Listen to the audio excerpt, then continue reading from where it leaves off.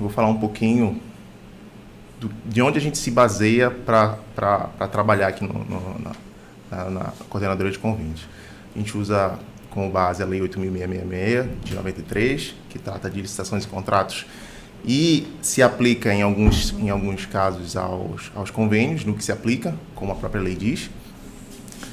A Lei 8.958, de 94, que trata da relação das instituições federais de ensino superior com as fundações de apoio, que é um item que a gente vai abordar aqui também, a questão das fundações de apoio, as credenciadas com a Unifespa. O Decreto 6170, de 2007, que trata da transferência de recursos da União via convênios, que mais particularmente da questão de recursos oriundos da União. O Decreto 7423, de 2010, que regulamenta a lei das fundações de apoio, do relacionamento com as fundações de apoio.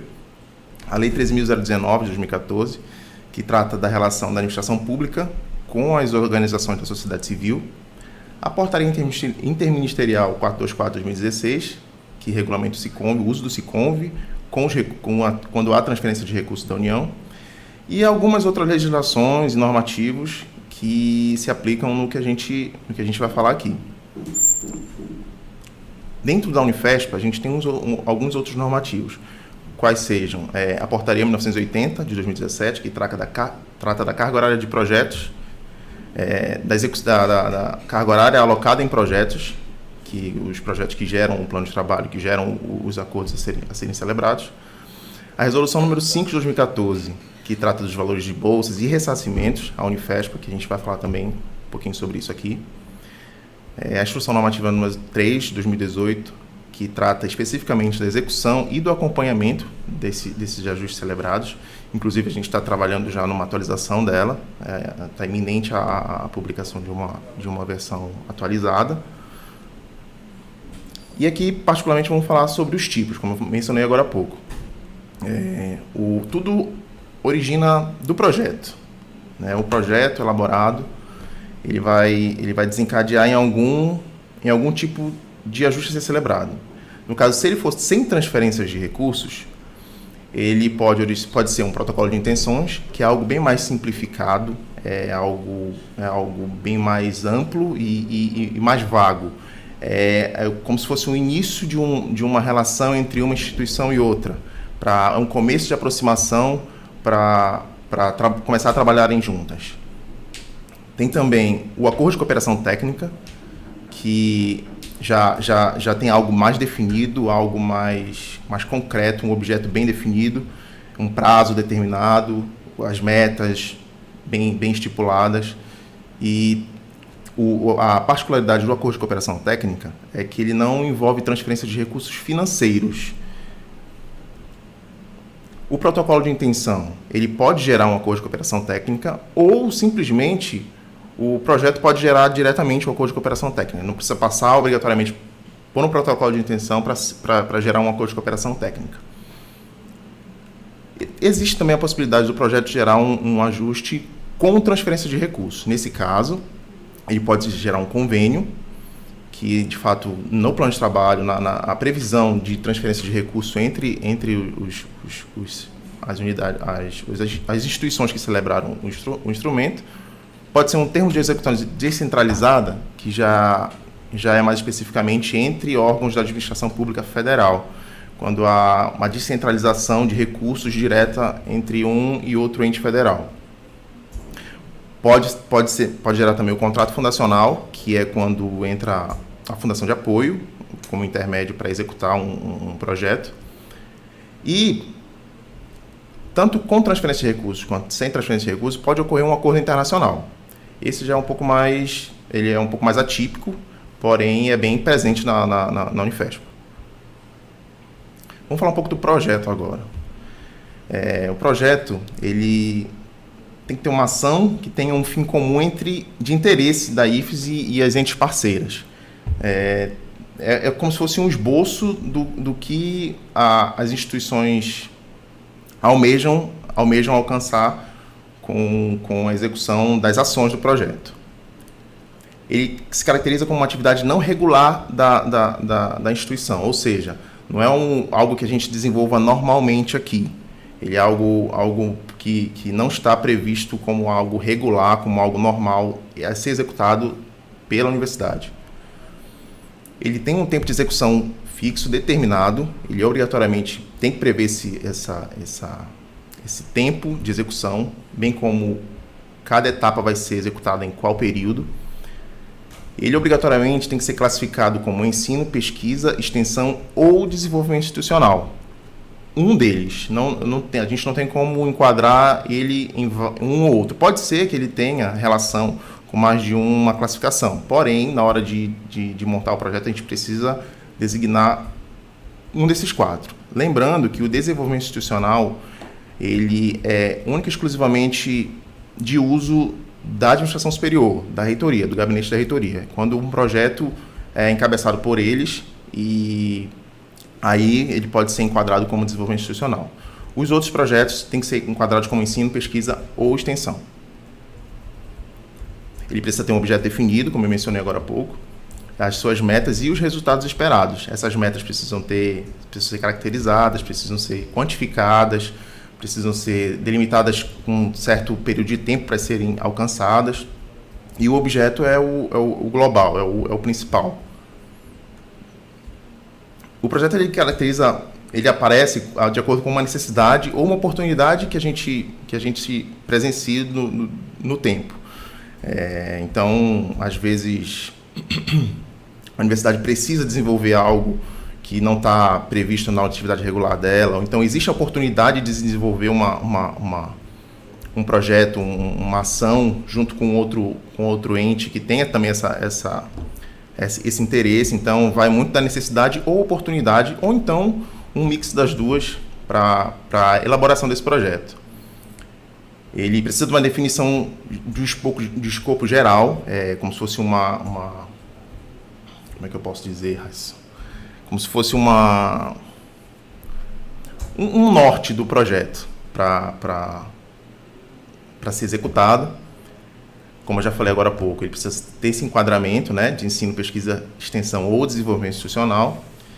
É importante o contato com o órgão que vai assinar juntamente com a Unifespa, que vai participar desse projeto juntamente com a Unifespa. E mais para frente eu vou falar quem é que faz esse contato, mas é importante isso ser prévio ao projeto para que dê garantias, tanto para quem está elaborando o projeto, quanto para quem vai analisar os procedimentos do processo em si, de que aquilo vai ser celebrado, né? Então é muito importante que esse contato seja feito prévio e que ter pelo menos um start, ter pelo menos um início, uma sinalização desse ente que ele tem interesse em celebrar esse ajuste.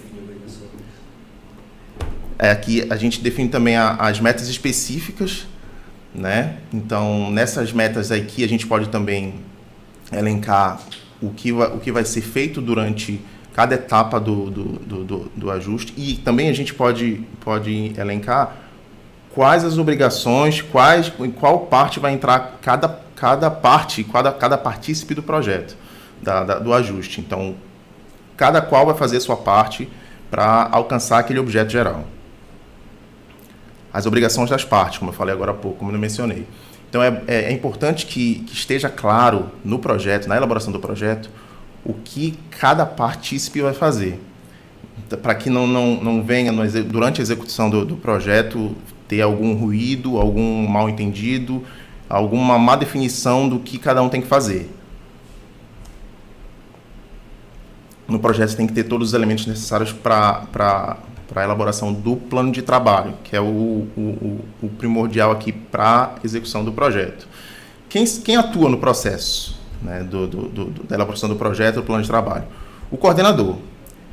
Como eu mencionei agora há pouco, uma das responsabilidades dele é entrar em contato com esse órgão que vai executar o projeto em conjunto com a instituição.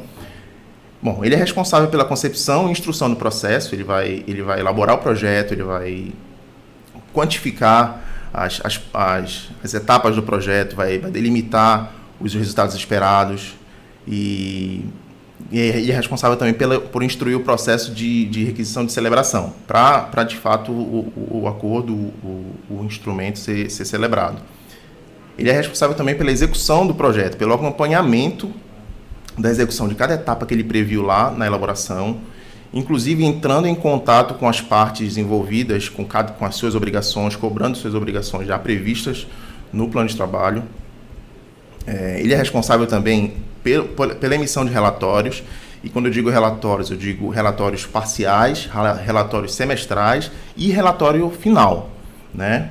Não é só o final que é importante. É importante ter uma periodicidade boa de relatórios para que a instituição consiga, de alguma forma, acompanhar essa execução. E quando eu digo instituição, eu digo a administração superior, eu digo a unidade onde ele está vinculado, eu digo o partícipe que tá participando do acordo em si, para acompanhamento.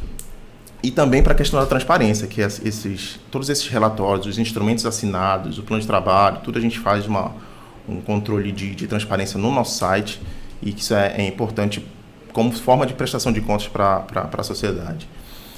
É responsável também pela solicitação de alteração, né, no decorrer da execução do projeto, que gera um tema aditivo e ajustes no plano de trabalho.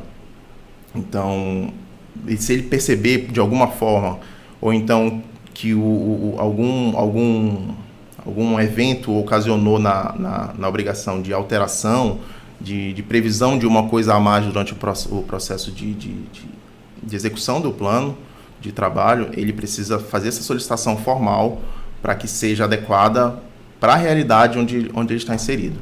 O importante é ele frisar que essa previsão ela deve ser o mais próxima possível da execução no início do procedimento, mas que no decorrer do processo, se ele perceber que existe a necessidade de alguma alteração, é possível fazer essas alterações através de termos aditivos.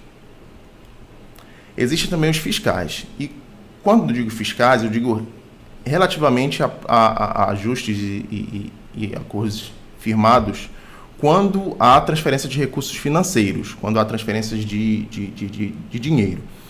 E esses fiscais são nomeados no ato da aprovação desse projeto em assembleia da unidade acadêmica onde o coordenador é lotado, e essa indicação deve ser feita de pessoas que não participam do projeto, não estão encabeçando o projeto, não fazem parte da equipe técnica e não vão participar de alguma forma do projeto. Esses fiscais vão fiscalizar as ações do coordenador, consolidando os relatórios, conferindo, atestando notas fiscais ou faturas, enfim. O coordenador ele se submete ao fiscal para aprovação de ações e, no caso de relatórios, de emissão de relatórios também. É como se fosse um fiscal do coordenador, do fiscal da execução do projeto.